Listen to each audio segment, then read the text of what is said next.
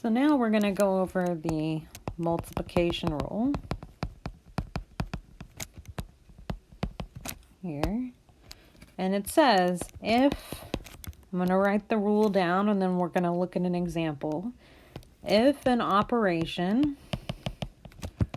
consists of k steps and the first step can be performed in n1 ways, n sub 1.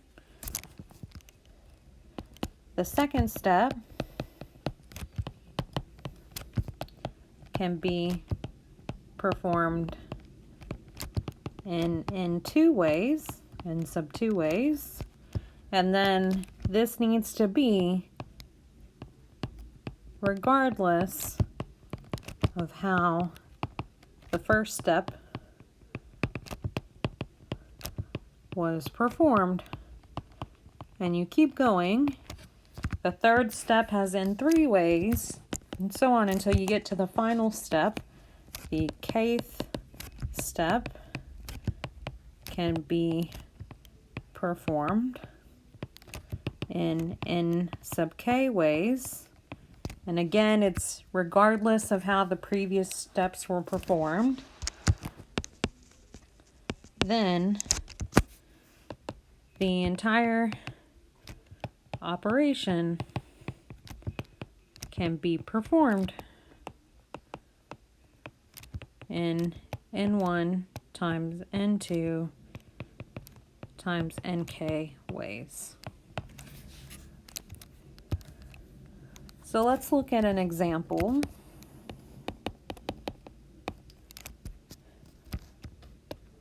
A certain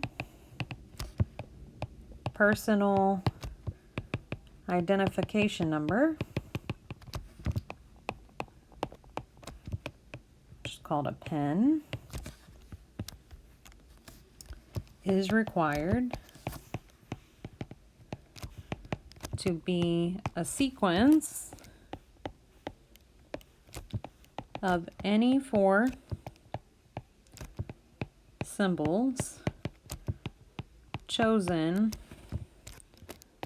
from the 26 uppercase letters, capital letters in the alphabet, and the 10 digits. So 0, 1, 2, all the way up to 9. And I want to know how many different pins are possible if repetition of symbols is allowed.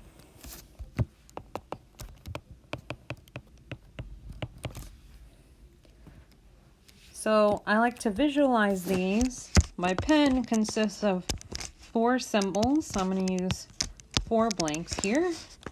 And this will be the first symbol, the second symbol, the third symbol, and the fourth symbol. And so how many ways can I pick the first symbol? Well, there are 26 uppercase letters and 10 digits, so there are 36 different ways to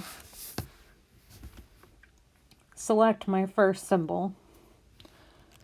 And because repetition is allowed, we can use the multiplication rule here. How many choices do I have for the second symbol? I have 36. And my choice here has nothing to do with the choice I made for the first symbol. And again, you're going to have 36 for the third and 36 for the fourth. So in total, there are 36 to the fourth, because these are all multiplied using the multiplication rule, 1,679,616. So that's how many different possible pins there are. So what if I remove the condition that repetition is allowed? So how many different pens are possible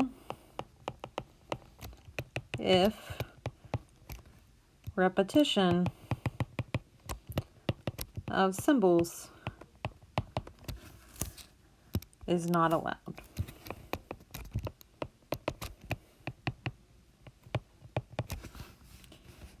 So again, I have my 4 symbols that I need to choose. So first, second, third, and fourth. How many options do I have for the first symbol? There's 36.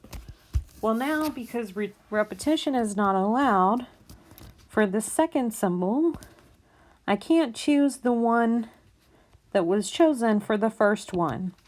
So now I only have 35 options for the second one.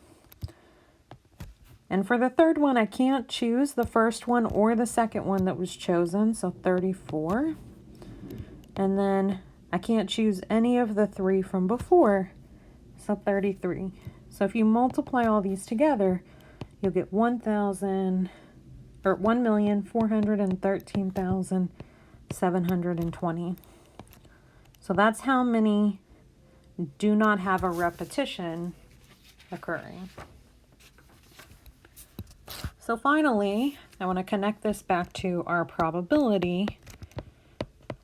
What is the probability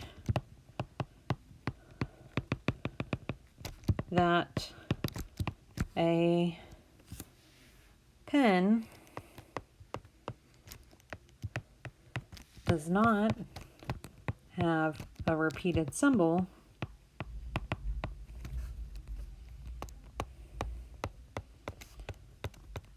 assuming that all pens are equally likely?